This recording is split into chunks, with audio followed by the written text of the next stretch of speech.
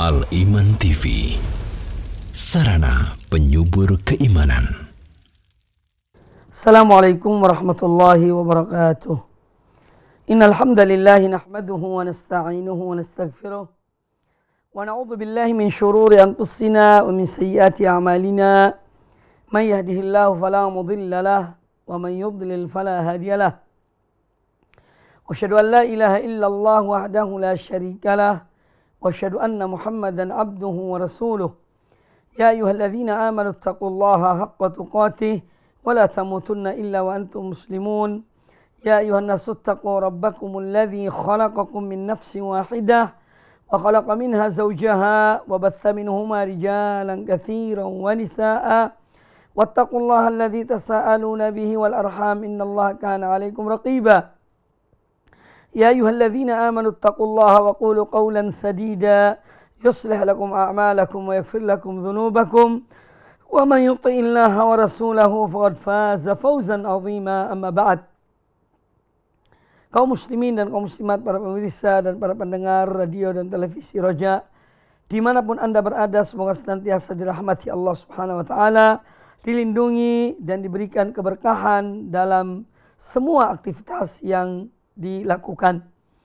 Alhamdulillah, pada kesempatan yang baik ini kita masih dipertemukan oleh Allah Subhanahu wa Ta'ala dalam kondisi sehat walafiat, dalam melanjutkan kajian hadis-hadis Nabi sallallahu alaihi wa alihi wasallam dari kitab Riyadhus Shalihin min kalami Sayyidil Mursalin sallallahu alaihi wa alihi wasallam. Dan pembahasan kita pada kesempatan yang baik ini insyaallah taala memasuki bab yang ke-158, Babu al-Isra'i bil janazah. Bab tentang mempercepat pengurusan jenazah. Nah, di dalam bab ini Al-Imam An-Nawawi rahimahullah ta'ala akan membawakan dua hadis Nabi sallallahu alaihi wasallam tentang anjuran untuk menyegerakan pelaksanaan jenazah atau pengurusan jenazah. Karena memang seorang yang meninggal, alangkah baiknya kalau segera diurus jenazahnya, artinya dimandikan, dikafankan, disolatkan, dan dikuburkan. Lebih cepat tentu lebih baik, lebih cepat lebih bagus, ya. Tetapi tidak tergesa-gesa. Jadi cepat di sini sesuai dengan kemantapan di dalam mengurusi jenazah itu. Bukan berarti tergesa-gesa, tetapi mengerjakan, melaksanakan pengurusan jenazah itu dengan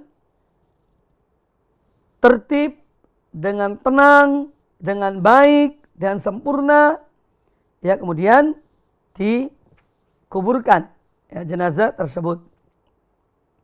Jadi kita dianjurkan oleh Nabi sallallahu alaihi wasallam untuk segera mengurusi jenazah yang meninggal. Babu al-Isra'i bil janazah.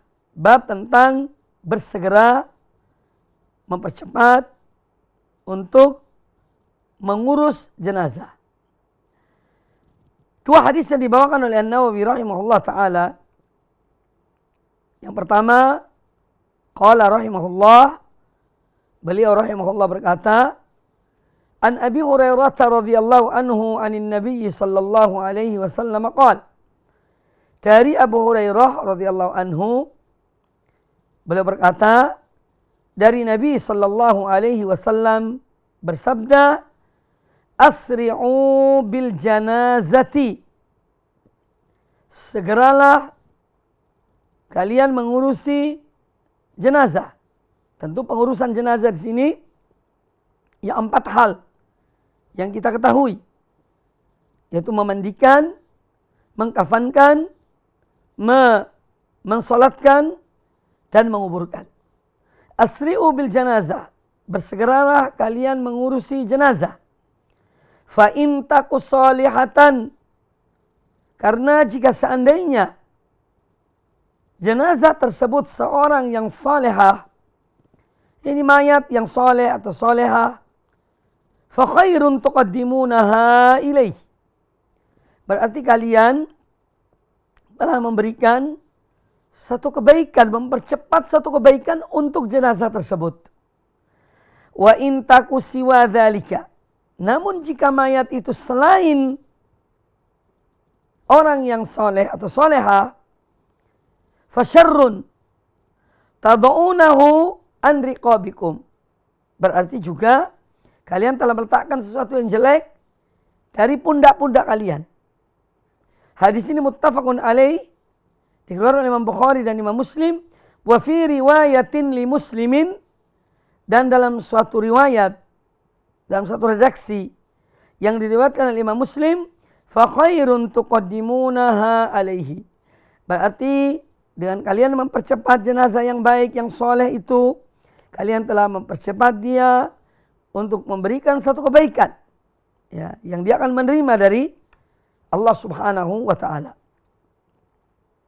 Para pemirsa dan para pendengar rahimakumullah, hadis Abu Hurairah radhiyallahu anhu ini adalah sebuah bimbingan dari Nabi sallallahu alaihi wasallam kepada kita semuanya, kepada umat ini, untuk menyegerakan pengurusan jenazah. Ya, untuk menyegerakan pengurusan jenazah. Ya. Ini dalam rangka membantu. Yang pertama, agar jenazah yang meninggal, jika dia seorang yang soleh, solehah, berarti kita membantunya, mempercepat dia mendapatkan apa yang dijanjikan oleh Allah Ta'ala dari kebaikan-kebaikan, dari ganjaran-ganjaran dan balasan yang Allah siapkan untuknya, ya, supaya dia melihatnya, dia mendapatkannya. Dan apabila jenazah itu selain yang disebutkan, artinya dia bukan seorang yang soleh atau soleha, dia seorang yang banyak berbuat dosa, maka berarti kalian telah meletakkan sesuatu yang buruk dari pundak-pundak kalian. Maka di sini kita melihat bahasa yang digunakan oleh Nabi Sallallahu Alaihi Wasallam adalah bahasa yang sangat santun, bahasa yang sangat beradab. Kata beliau, fa in taku solihatan, jika jenazah itu seorang yang solehah, jenazah yang baik, yang solehah, ya, yang ta'i'ah, yang taat pada Allah Ta'ala, fa khairun tuqaddimunaha ilaih. Berarti kalian telah, yakni memberikan, mempercepat dia untuk mendapatkan suatu kebaikan untuk dirinya, karena dia seorang yang baik. Wa in taku siwa dzalika, namun jika dia bukan seperti itu, nah kata-kata dia ini bukan seperti itu, ini bukan orang yang soleh, ya, dan bahasa yang santun digunakan oleh Nabi Sallallahu Alaihi Wasallam. Nah kalau dia bukan seorang yang soleh atau solehah, maka berarti kalian telah meletakkan sesuatu yang buruk, ya, dari pundak-pundak kalian. Kalian telah melaksanakan satu tugas yang diperintahkan Allah kepada kalian, ya, dan kalian telah melepaskan tanggung jawab kalian dengan menyegerakan jenazah itu dikuburkan. Nah, yang diambil dari hadis ini yaitu anjuran untuk mempercepat pelaksanaan jenazah. Apabila seorang meninggal dan telah jelas bahwa dia betul-betul meninggal, ya, dan kita hidup di zaman seperti ini, yaitu ada aturan-aturan. Apalagi kalau seorang meninggal di rumah sakit, ya, bahkan di rumah pun demikian, ya, disuruh untuk apa? Mengurus surat kematian bahwa orang ini telah meninggal. Jadi ada beberapa urusan yang harus dikerjakan.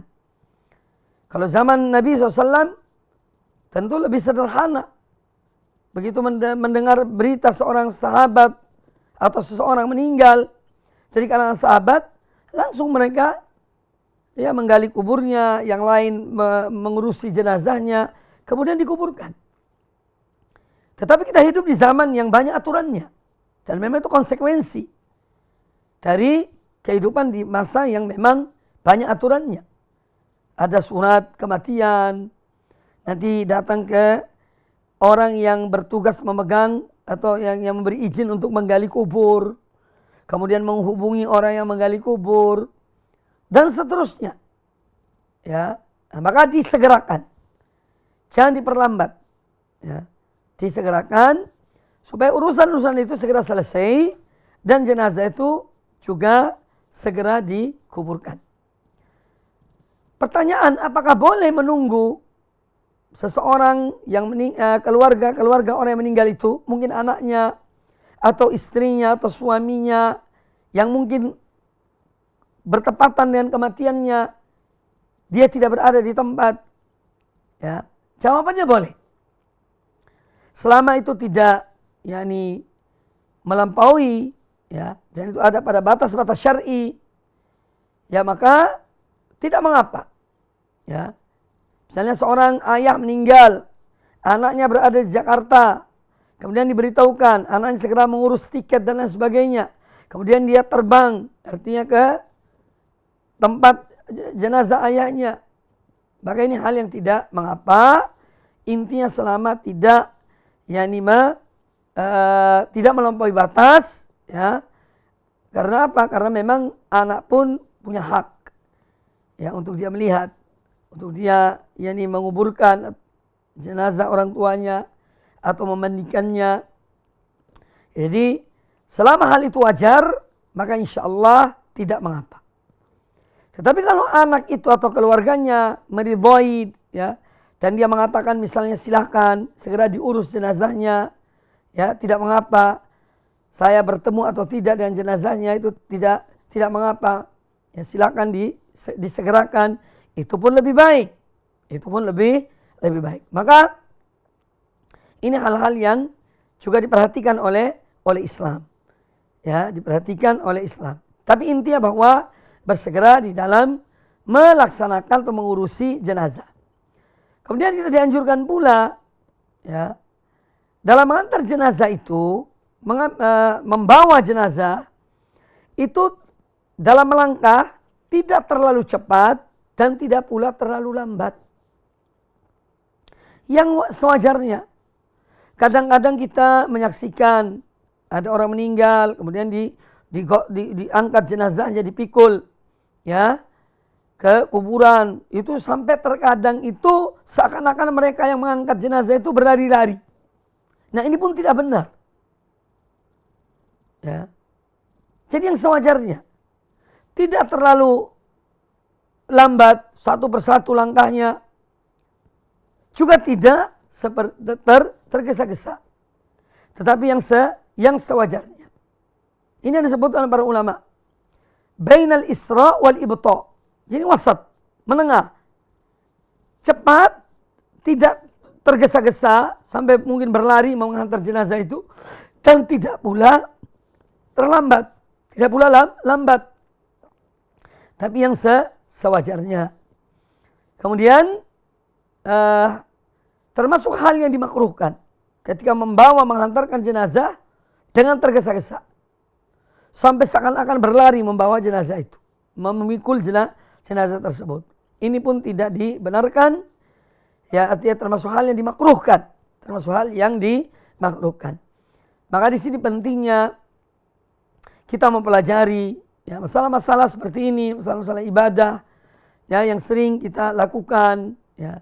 Dan terkadang memang yang mengantar jenazah juga terkadang ada orang-orang yang jahil, yang tidak ngerti, ya, mungkin dia niatnya baik, tapi karena tidak punya ilmu, ya, akhirnya demikian. Mereka membawa jenazah itu dengan seakan-akan berlari-lari kecil. Ya, padahal yang sewajarnya lah. Yang sewajarnya. Kemudian hadis yang berikutnya, atau pelajaran lain yang diambil dari hadis ini, bahwa manusia memang, ya, itu ada dua macam dari kalangan orang-orang beriman. Ada orang yang soleh, yang taat pada Allah Ta'ala, dan ada orang yang juga selain itu, mungkin pelaku maksiat, ya. jadi manusia dengan amal-amal mereka.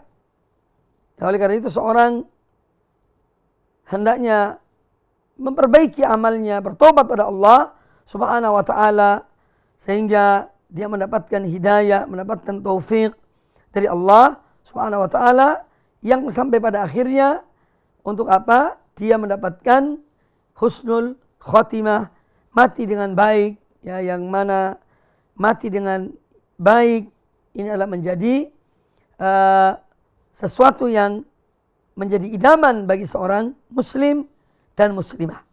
Dan semoga Allah Subhanahu wa taala menganugerahkan kepada kita husnul khotimah atau husnul khitam, mati yang baik dalam keadaan iman kepada Allah, dalam keadaan melakukan amal-amal kebaikan, amal soleh, sehingga kita mendapatkan yakni husnul khotimah. Dan husnul khotimah atau husnul khitam ini sesuatu yang hendaknya selalu kita mohon pada Allah Ta'ala. Selalu menjadi hal yang hendaknya kita selalu mohon, meminta kepada Allah Subhanahu wa taala agar kita diberikan, dianugerahkan husnul khatimah atau husnul khitam, mati yang baik. Kemudian hadis yang kedua yang dibawakan oleh An-Nawawi rahimahullah taala dalam bab ini, qal wa an Abi Sa'id Al-Khudri radhiyallahu anhu qal. Kata Imam An-Nawawi rahimahullah, dan dari Abu Sa'id Al-Khudri radhiyallahu anhu qal, beliau berkata, kana Nabi sallallahu alaihi wasallam yaqul, adalah Nabi sallallahu alaihi wasallam beliau bersabda, idza wudi'atil jinazatu fahtamalaha ar-rijalu ala a'naqihim fa in kanat salihatan qalat qaddimuni wa in kanat ghairu salihatin qalat li ahliha ya wailaha aina tadhhabuna biha yasma'u sawtaha kullu syai'in illa al-insan walau sami'al insanu la sa'iqa. Rawahul Bukhari. Hadis dari Imam Al-Bukhari.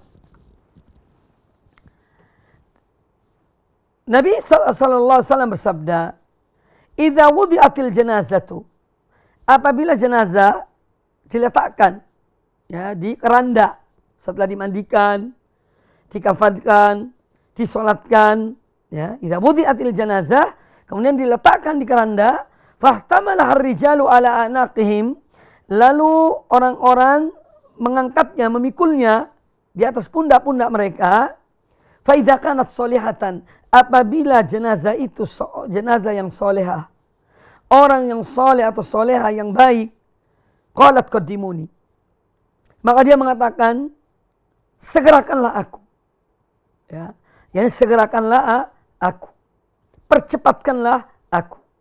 Wa in kanat ghairu solehah, namun apabila jenazah itu jenazah yang tidak solehah, ya, qalat li ahliha, maka dia mengatakan pada keluarganya, ya wailaha, alangkah celakalah jenazah ini. Aina tadhhabuna biha, kemanakah kalian membawanya? Yasma'u sautaha kullu syai'in illal insan, semua mendengar suara atau ucapan orang itu, mayat itu, kecuali manusia. Walau sami al-insanu la sa'iqa, seandainya manusia mendengar yakni ucapan orang itu, maka mereka dia akan pingsan. Seandainya ada seorang mendengar dari ucapan mayat itu, maka dia akan pingsan. Hadis riwayat Imam Bukhari dalam sahihnya. Kaum muslimin dan kaum muslimat rahimani wa rahimakumullah, hadis ini termasuk salah satu di antara berita gaib yang disampaikan oleh Nabi sallallahu alaihi wasallam kepada kita, yang wajib kita imani. Jangan kita benturkan dengan otak-otak kita yang tidak sampai kepada apa yang disampaikan oleh Nabi sallallahu alaihi wasallam. Kewajiban kita beriman. Karena mungkin ada yang berpikir dengan akalnya yang sempit, orang ini telah meninggal, masa dia berbicara? Ya. Jadi dibenturkan dengan akalnya. Maka kita katakan dalam hal seperti ini, innallaha ala kulli syai'in qadir. Sesungguhnya Allah berkuasa atas segala sesuatu. Ya. Kita mengetahui sesuatu. Dan yang kita ketahui sangatlah sedikit. Sedangkan yang tidak kita ketahui alangkah banyaknya. Hal-hal yang tidak kita ketahui. Dalam diri kita, ada bersama kita, hidup bersama kita, tidur bersama kita, berjalan bersama kita, makan bersama kita, dan seterusnya. Semua aktivitas kita, dia bersama kita. Yaitu ruh. Tetapi kita tidak mengetahui tentang ruh. Yas'alunaka 'anir ruh. Qulir ruhu min amri rabbi. Mereka bertanya kepada engkau wahai Muhammad tentang ruh. Katakanlah ruh itu adalah urusan Rabbku. Urusan Tuhanku. Ya. Wa ma utitu minal ilmi illa qalila. Dan tidaklah kalian diberi ilmu kecuali sedikit. Nah, oleh karena itu, hal-hal seperti ini, hadis-hadis seperti yang kita dengar tadi ini, hendaknya kita imani. Ya. Kita percaya, kita beriman. Karena Nabi SAW seorang yang jujur, shadiq al-masduq, seorang yang benar dan dibenarkan perkataannya alaihi salatu wassalam. Beliau tidak pernah berbohong sallallahu alaihi wasallam. Ya. Maka dari itu, hadis ini adalah hadis yang wajib kita imani. Hadis ini memberikan tentu pelajaran kepada kita, ya, untuk hari yang memang harus kita persiapkan. Dan semoga Allah merahmati kita semuanya dengan rahmat dan kasih sayangnya. Ya, dan Allah mengampuni dosa-dosa kita, manusia. Ya, sebagaimana saya sebutkan tadi, ya, ini ada yang baik, ada yang soleh, ada yang tidak seperti itu. Ya.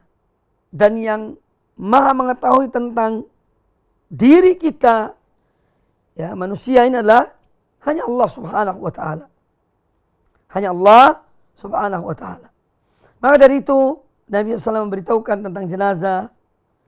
Ya, apabila dia telah diletakkan, ya, kemudian dia diangkat, diusung jenazah itu oleh sejumlah orang. Dan ini juga merupakan salah satu dalil, ya, yang disebutkan oleh para ulama. Hendaknya mayat itu ketika membawanya ke kuburan, itu dipikul atau digotong oleh sejumlah orang. Kecuali kalau memang jaraknya jauh berkilo-kilo, ya, maka tidak mengapa dengan menggunakan kendaraan kalau kuburannya jauh. Tetapi kalau kuburannya dekat, ya, alangkah baiknya jenazah itu dibawa, ya, dipikul oleh sejumlah orang secara bergantian. Ini lebih utama, ya, daripada dengan menggunakan kendaraan. Ya, kecuali kalau jaraknya memang jauh. Nah, ketika jenazah dibawa atau diletakkan di kerandanya, kemudian dibawa oleh manusia, oleh jadi familinya, keluarganya, teman-temannya.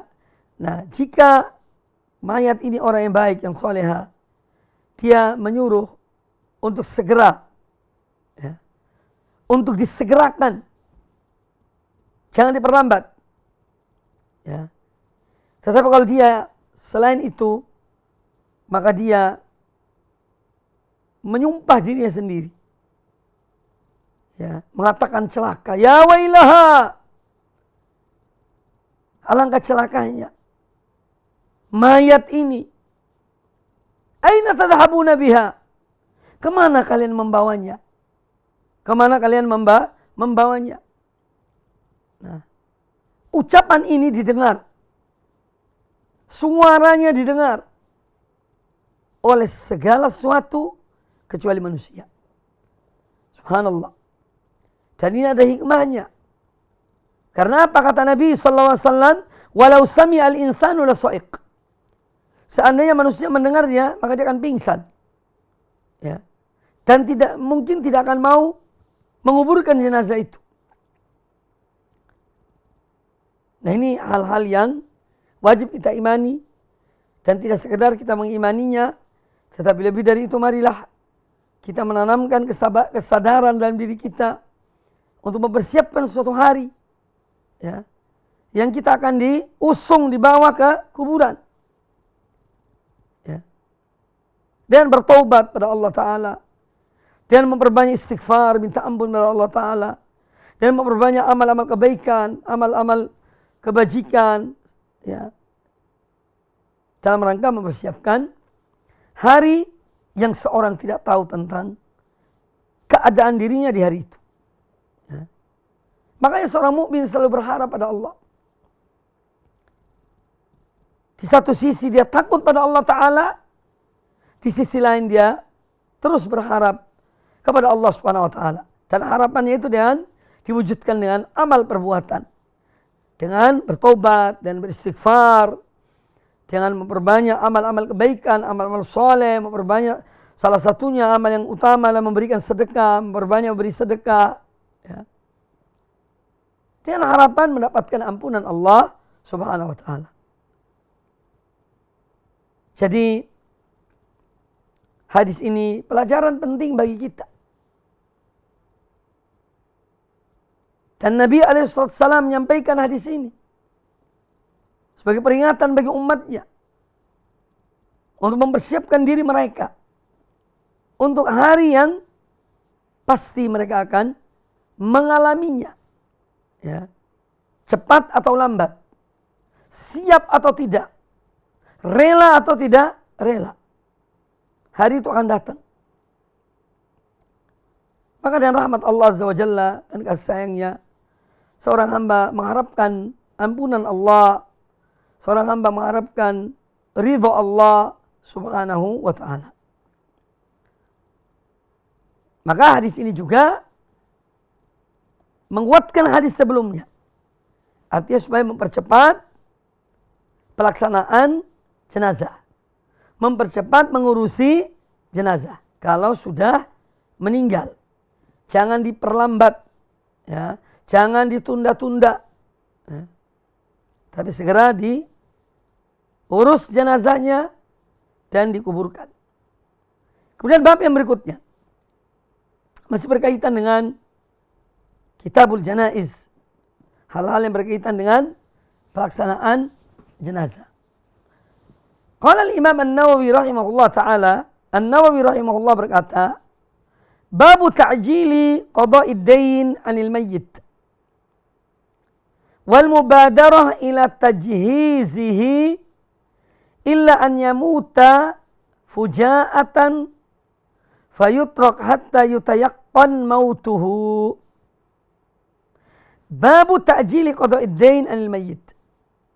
Bab tentang bersegera membayar hutang orang yang meninggal.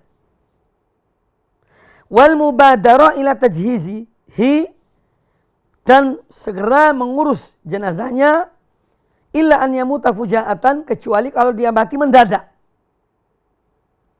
Kalau dia mati mendadak, fayutrok, maka kalau dia mati mendadak itu dibiarkan sejenak atau dibiarkan beberapa waktu, hatta yutayaqqan mautuhu, sampai betul-betul diyakini bahwa orang ini telah meninggal.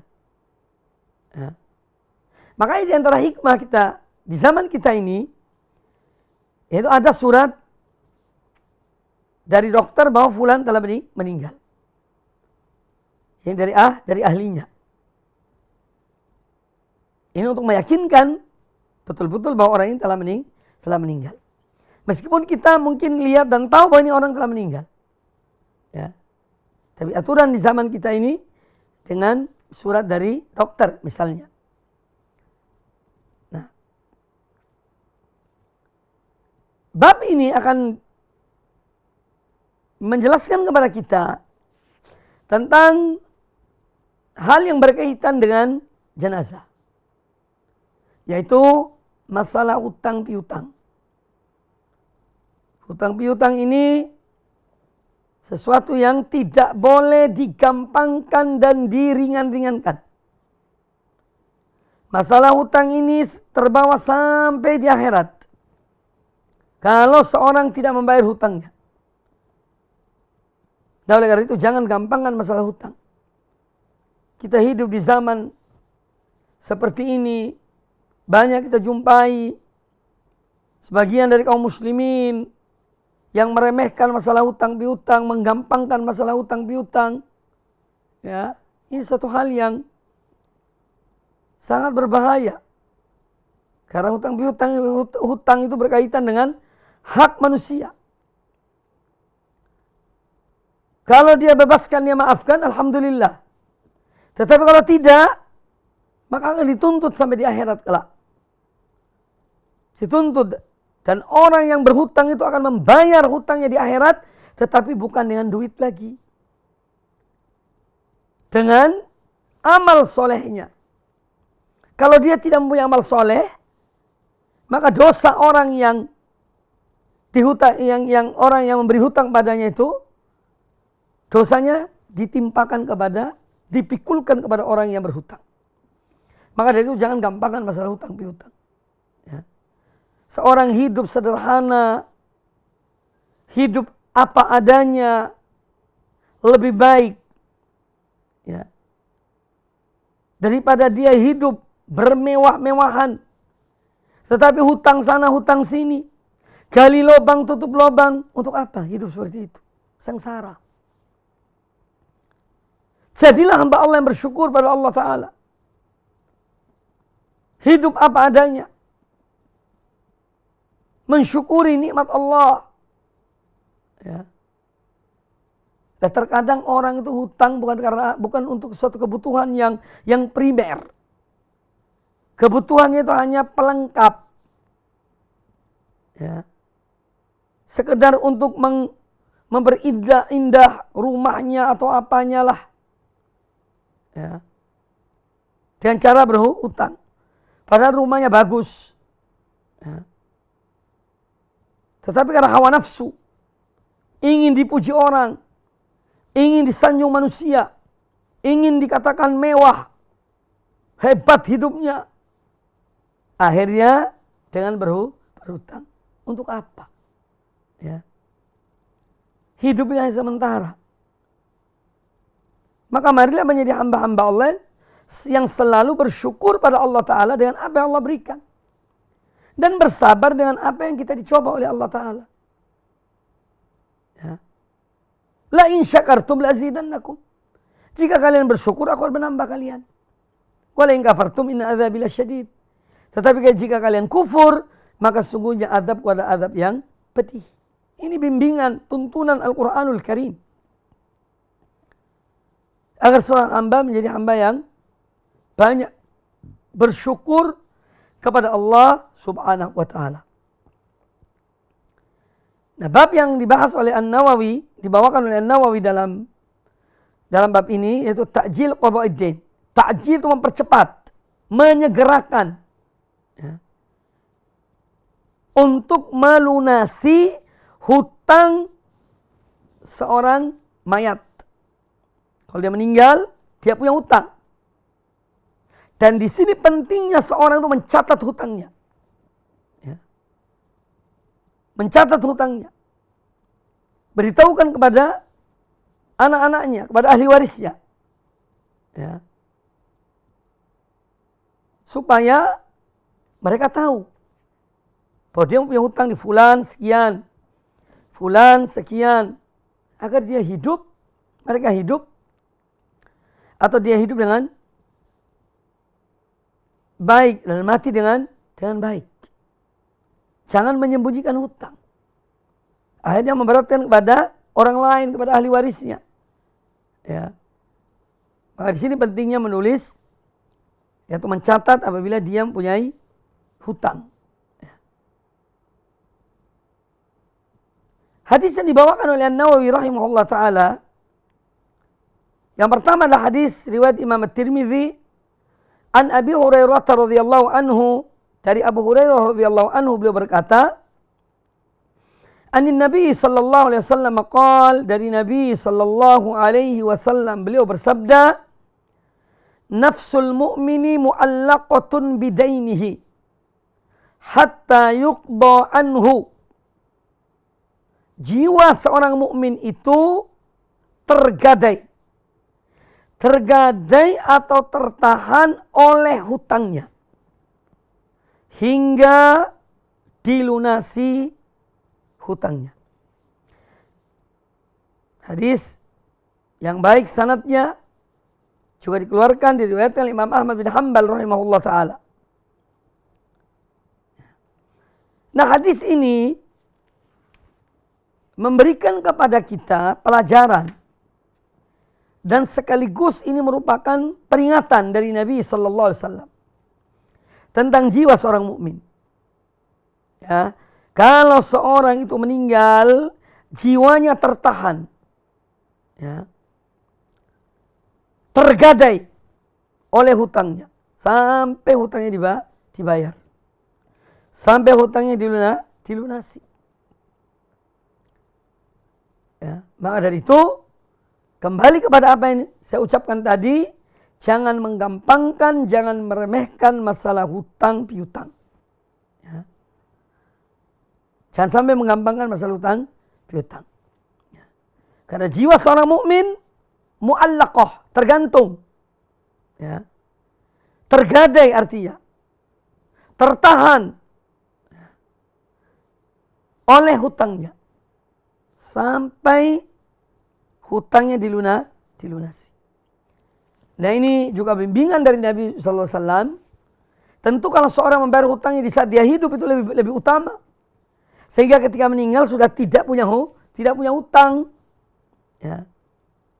Tetapi misalnya seorang ditakdirkan oleh Allah Ta'ala kematiannya dan dia masih mempunyai hutang, maka segera dilunasi oleh ahli warisnya. Makanya pelunasan hutang itu didahulukan. Pelaksanaan wasiat juga didahulukan sebelum dibagi hartanya kepada ahli waris. Ini yang dibimbing oleh Al-Quranul Karim dan oleh hadis-hadis Nabi sallallahu alaihi wasallam. Jadi kalau ada seorang meninggal dan dia punya hutang, ya, jangan langsung bagi waris. Ya. Kadang-kadang ada ahli waris seperti itu, naudzubillah, tamak pada harta sehingga melalaikan hutang orang tua mereka. Ya. Pura-pura tidak tahu, ya, bahwa orang tuanya punya hutang. Ya, ini bahaya. Ya, karena tamak tadi itu. Maka apabila seorang meninggal dan dia mempunyai hutang, yang pertama kali dilunaskan adalah hutang orang itu. Kemudian kalau dia mempunyai wasiat, masih ada hartanya, maka laksanakan wasiatnya. Dan wasiat itu tidak boleh lebih dari 1/3 jumlah harta yang ditinggalkan oleh orang yang meninggal. Ya. Tidak boleh lebih dari 1/3. 1/3 itu maksimal. Kalau seorang beri wasiat. Artinya begini. Misalnya seorang, ya, ketika dia meninggal, dia meninggalkan harta 1 miliar. Setelah diselidiki, dia mempunyai hutang 100 juta. Maka pertama kali bayar hutangnya. Pertama kali yang dari hartanya ini untuk membayar hutang. Kemudian yang kedua, dilihat apakah dia pernah memberi wasiat atau tidak. Dan apakah ada saksinya atau tidak. Misalnya dia berwasiat, apabila saya meninggal, ya, tolong atau sumbangkan 100 juta untuk pembangunan masjid ini. Misalnya, disebutkan salah satu masjid. Maka langkah kedua adalah melaksanakan wasiatnya. Wasiatnya itu lebih sedikit dari 1/3 karena hanya 100 juta. Maka 100 juta yang kedua ini untuk diberikan kepada wasiat orang tersebut. Nah, tinggal sisanya 800 juta. Nah, 800 juta ini yang kemudian setelah untuk pelaksanaan jenazah, yakni pengurusan jenazah pun diambil dari harta orang yang meninggal itu. Setelah semua selesai, baru kemudian dibagi kepada ahli waris. Ya. Dibagi kepada ahli waris setelah membayar hutangnya, melaksanakan wasiatnya, dan mengambil sebagian dari hartanya untuk pelaksanaan pengurusan jenazahnya. Bahkan kain kafannya pun dari hartanya. Ya, diambil dari hartanya. Kecuali kalau ada keluarganya ini yang menyumbangkan, itu boleh-boleh saja. Ya, tidak ada larangan. Nah, setelah semua selesai, sisa harta itu baru kemudian dibagi waris. Ya. Nah, ini permasalahan berkaitan dengan hutang. Maka sekali lagi jangan meremehkan, menggampangkan masalah hutang piutang. Karena ini berkaitan dengan seseorang sampai dia di akhirat kelak, yaumul qiyamah. Ya. Tidak hanya di dunia, tidak hanya di kuburan, tapi sampai hari kiamat. Ketika dibangkitkan, seorang punya hutang, haknya manusia yang diambilnya dan belum dibayar, maka akan ditagih di akhirat kelak oleh orang yang mempunyai hak. Kemudian hadis yang berikutnya. Wa an Husain bin Wahwahin radhiyallahu anhu anna Talhah ibni al-Bara radhiyallahu anhu marid.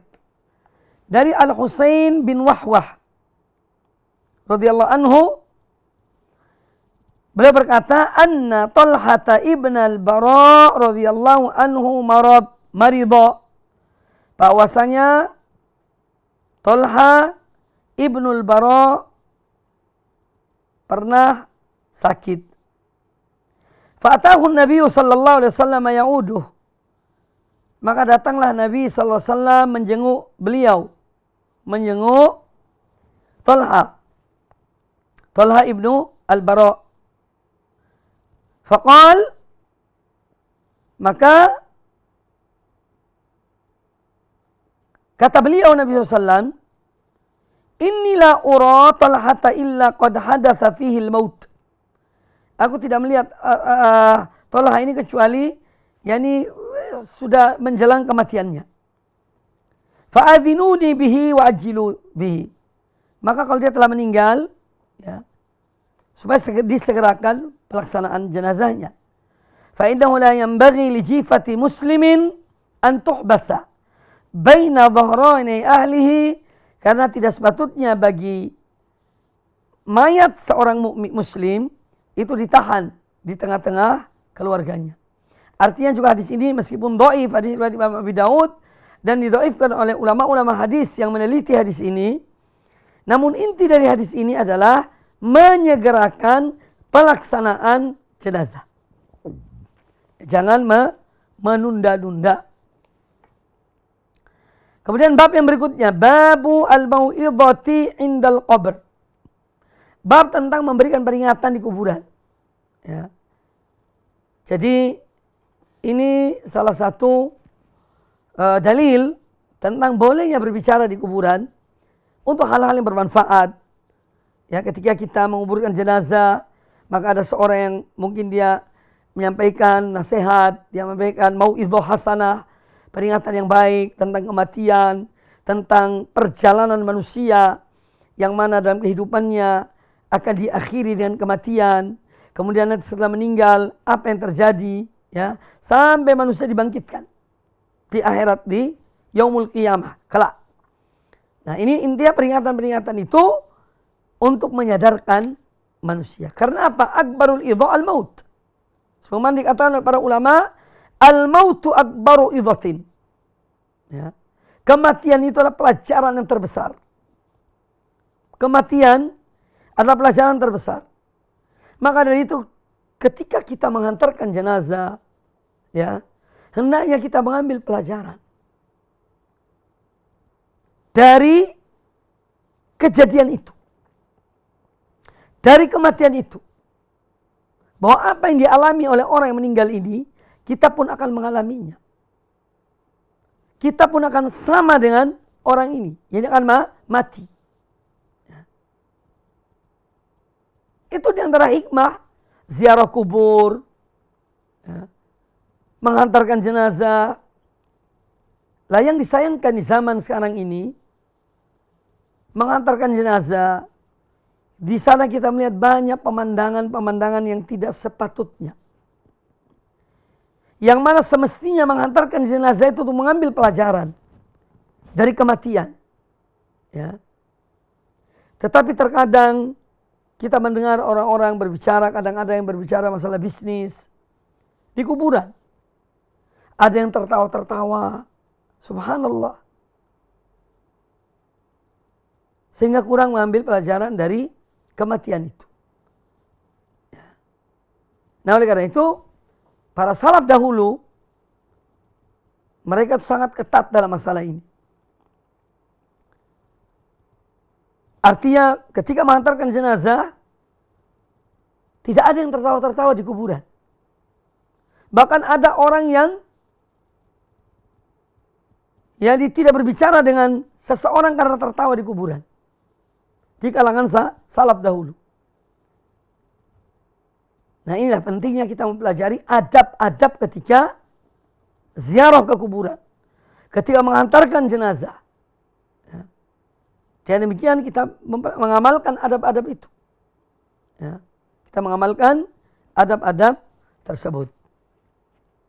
Sekarang al-mau'idhah indal qabr, yaitu mau'idhah peringatan, nasihat, ya, itu dibolehkan. Ketika ada orang meninggal, ada seorang yang menyampaikan nasihat. Ini sewajarnya. Ya, jangan dipanjang-panjangkan omongannya. Ya. Tapi beri peringatan yang secukupnya. Ya. Hadis yang dibawakan oleh An-Nawawi rahimahullah ta'ala, yaitu satu hadis, kata beliau rahimahullah, an Aliyin radhiyallahu anhu qala, dari Ali bin Abi Thalib radhiyallahu anhu beliau berkata, kunna fi jinazatin fi baqi'il gharqad. Pernah kami pada suatu ketika menghadiri, ya,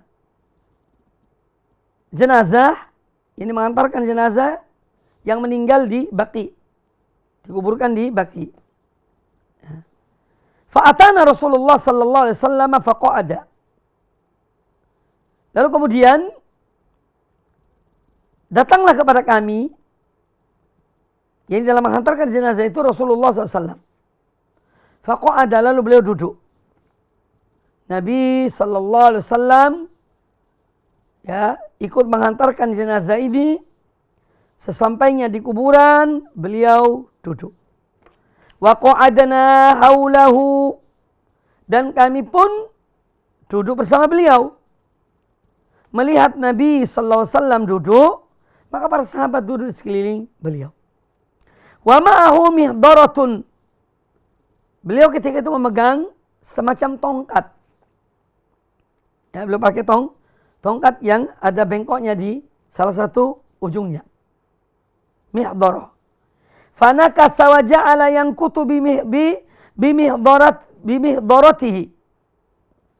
Maka beliau kemudian sambil menggoyang-goyang kepalanya, kemudian sambil memukul-mukul, ya, ujung tongkatnya ke tanah, ya. Tsumma qala, lalu beliau berkata, ma minkum min ahadin illa wa qad kutiba maq'adahu minan nari wa maq'aduhu minan nari wa maq'aduhu minal jannati. Tidaklah seorang di antara kamu sekalian melainkan telah dicatat, yakni oleh Allah Subhanahu wa taala, illa wa qad kutiba maq'aduhu, melainkan telah dicatat oleh Allah taala tempat duduknya, ya, minan nar, yang ada di neraka. Wa maq'aduhu minal jannah, dan tempat duduk yang ada di surga. Faqalu, maka para sahabat bertanya, ya Rasulullah, afala nattakilu ala kitabina?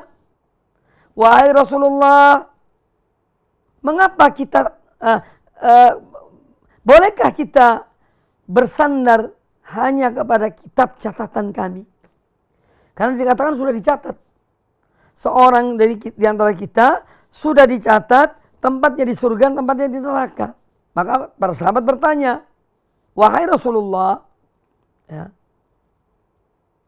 Tidakkah kita bersandar kepada kitab catatan kita yang sudah dicatat oleh Allah Ta'ala? Faqal, maka kata Nabi sallallahu alaihi wasallam, "I'malu," beramallah, berbuatlah. Fakullun muyassarun lima khuliqa lahu. Karena setiap orang akan dimudahkan kepada apa yang untuknya dia diciptakan. Wa dzakara tamam al-hadis, kemudian Ali bin Abi Thalib menyebutkan lanjutan dari hadis ini. Hadis ini muttafaqun alaih, dikeluarkan oleh Imam Bukhari dan Imam Muslim di dalam Sahih Bukhari dan Sahih Muslim. Al-Baqi'ul Gharqad. Al-Gharqad itu salah satu jenis tanaman yang dulu banyak di Baqi. Ya, banyak di Baqi. Makanya disebut Baqi Al-Gharqad. Karena di situ banyak tanaman Al-Gharqad. Nah, An-Nabi alaihi salatu wassalam, ya, sebagai pemimpin kaum muslimin, sebagai kepala negara di saat itu, pemimpin umat, beliau adalah orang yang memberikan contoh kepada umatnya dan juga sekalian memberi contoh kepada para pemimpin kaum muslimin. Ketika ada orang meninggal, ya, mereka datangi, beliau datangi, beliau ikut menguburkan. Ini menunjukkan tawaduknya Nabi alaihissalam. Ya. Jadi beliau melakukan hal tersebut karena beliau ingin memberi contoh kepada kita bahwa beliau hadir menghantarkan jenazah salah seorang sahabat. Ya. Dan beliau bertugas untuk membimbing umat ini. Maka beliau membimbing kaum muslimin. Beliau mengarahkan mereka. Dan kesempatan-kesempatan yang tepat selalu dan terus digunakan oleh Nabi sallallahu alaihi wasallam, dimanfaatkan oleh beliau untuk memberi peringatan dalam setiap kondisi. Dalam hadis ini ketika berada di kuburan, di saat manusia sedang menghantarkan jenazah, sedang mengingat akan kematian, maka beliau menyampaikan mau'idhah hasanah, peringatan yang baik, agar seorang mukmin lebih siap dan mempersiapkan dirinya untuk hari kematiannya. Ya.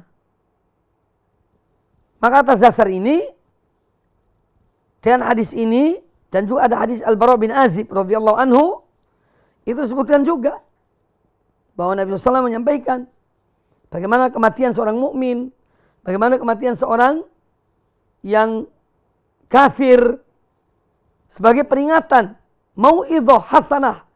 Dan ketika itu beliau berada di kuburan ketika menghantarkan jenazah sallallahu alaihi wasallam. Karena beliau ingin kebaikan bagi umat ini. Tidak ada orang lebih mencintai umatnya seperti Nabi sallallahu alaihi wasallam mencintai umatnya. Makanya semua kebaikan beliau telah sampaikan. Dan semua keburukan pun telah beliau sampaikan. Tidak ada yang tersembunyi atau disembunyikan oleh beliau. Hasya wa kalla. Ya. Beliau telah sampaikan semuanya. Makanya Islamnya sudah sempurna. Ya. Tidak perlu disempurnakan lagi. Cukup apa yang ada dari Quran dan Sunnah. Kaum muslimin rahimani wa rahimakumullah, yang diambil dari hadis ini bahwa memberi mau'idhah hasanah, peringatan yang baik ketika ada yang meninggal di saat dikuburkan, itu hal yang dibolehkan. Hal yang dibolehkan. Karena di saat itu manusia sedang konsentrasi, sedang merenungkan tentang orang yang tentang kematian. Karena mereka melihat langsung mayatnya ketika dimasukkan dalam kuburan. Ya, ini akan lebih merasuk kalau diberi peringatan. Kemudian juga hadis ini menjelaskan kepada kita apa yang dicontohkan oleh Nabi sallallahu alaihi wasallam, beliau ketika menyampaikan mau'idhah hasanah di kuburan dalam keadaan duduk. Dalam keadaan duduk. Kemudian para sahabat duduk di sekeliling beliau. Dan tentu beliau dalam hal berkaitan dengan duduk di sini, ya, bukan duduk di atas kuburan, ya, tapi mereka duduk di tempat-tempat yang tidak ada kuburannya. Karena kita lihat di zaman kita ini, padahal ada hadis Nabi SAW yang mengatakan bahwa ya, orang yang duduk di atas kuburan sama dengan duduk di atas bara api. Tetapi kemudian masalah ini digampangkan ya, oleh sebagian kaum muslimin. Sehingga kita lihat ya, orang-orang yang dengan santainya duduk di atas kuburan, menginjak-injak kuburan. Ini hal yang bertentangan dengan ajaran Nabi SAW. Jadi hindarilah duduk di atas kuburan. Kemudian di sini menjelaskan pula kepada kita tentang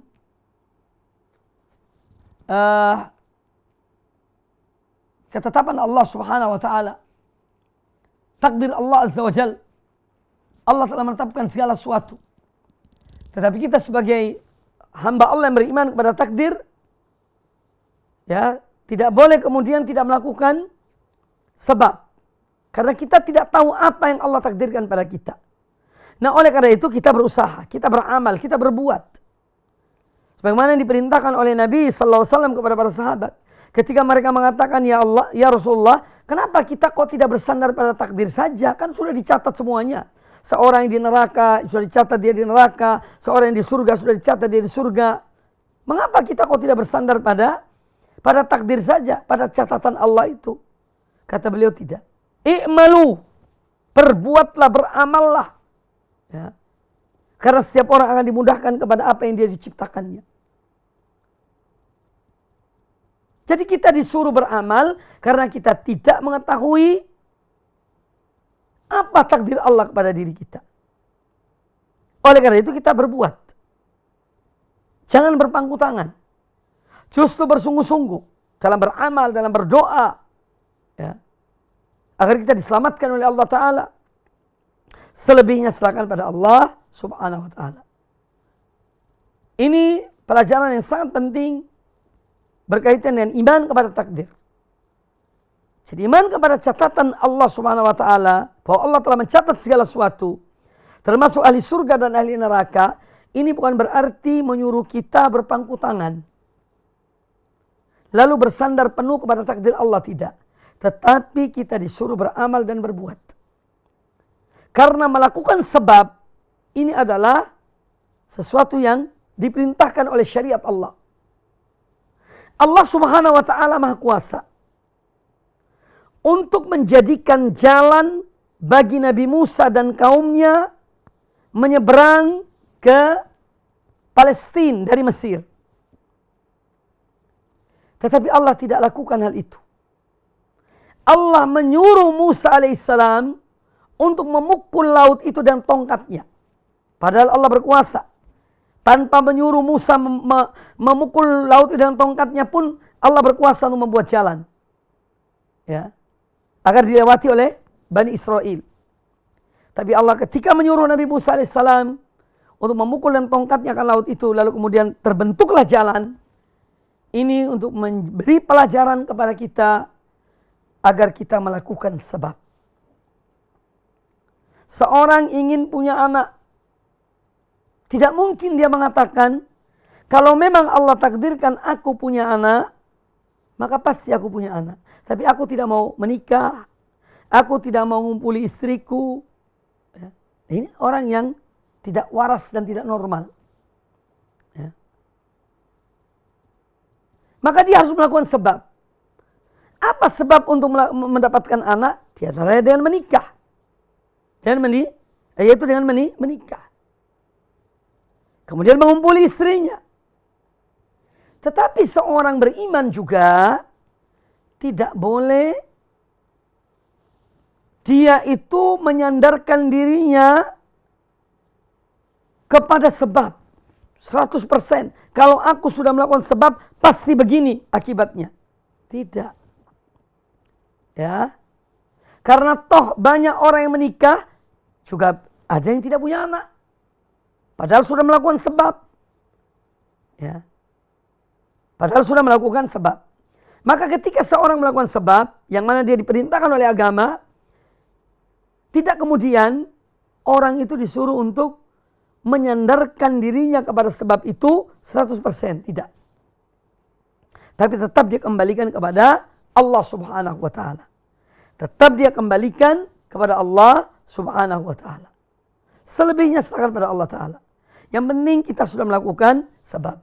Kita sudah berdoa pada Allah taala. Kalau Allah memilih yang lain, ya, ternyata setelah menikah 20 tahun, 30 tahun juga tetap tidak punya anak, kita yakin pada Allah taala bahwa ada kebaikan di balik itu semuanya.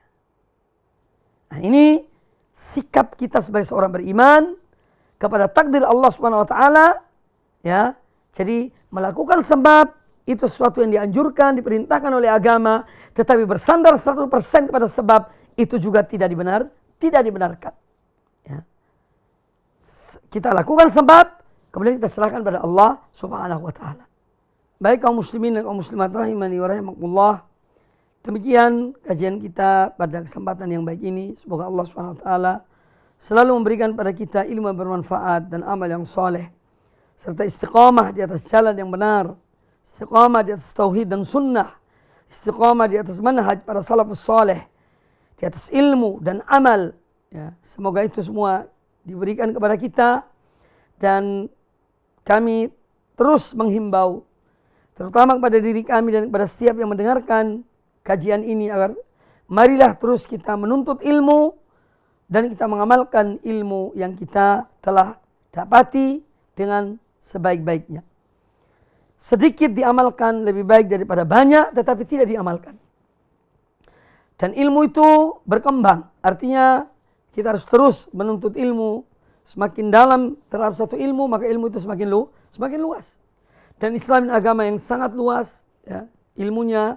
Oleh karena itu marilah walaupun sedikit yang kita pelajari, tapi kita berupaya untuk mengamalkannya, dan kita mengajarkan kepada mereka yang menjadi tanggung jawab kita, ya, kepada anak-anak kita, kepada keluarga kita, juga kita ajarkan atau kita ajak untuk mengikuti, yakni dalam menuntut ilmu. Semoga apa yang disampaikan bermanfaat bagi kita semuanya. Dan satu hadis Nabi sallallahu alaihi wasallam sebagai penutup dari kajian ini, yaitu sabda beliau, "Min husni islamil mar'i tarkuhu ma la ya'ni." Termasuk pemahaman Islam seseorang yang baik adalah ketika dia meninggalkan hal-hal yang tidak bermanfaat baginya. Oleh karena itu marilah kita menjadi orang yang pandai, ya, untuk memanfaatkan setiap waktu dalam kehidupan kita ini untuk hal-hal yang bermanfaat bagi diri kita, bagi agama kita, bagi keluarga kita, ya, dan bagi umat ini.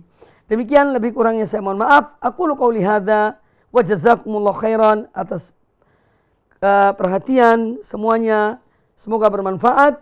Subhanakallahumma bihamdika asyhadu an la ilaha illa anta astaghfiruka wa atubu ilaik. Wa sallallahu wasallam wa barak ala nabiyyina wa ala alihi washabihi ajma'in. Wassalamualaikum warahmatullahi wabarakatuh. Dukung channel kami dengan like, subscribe, dan aktifkan notifikasi agar kamu tidak ketinggalan video-video menarik lainnya.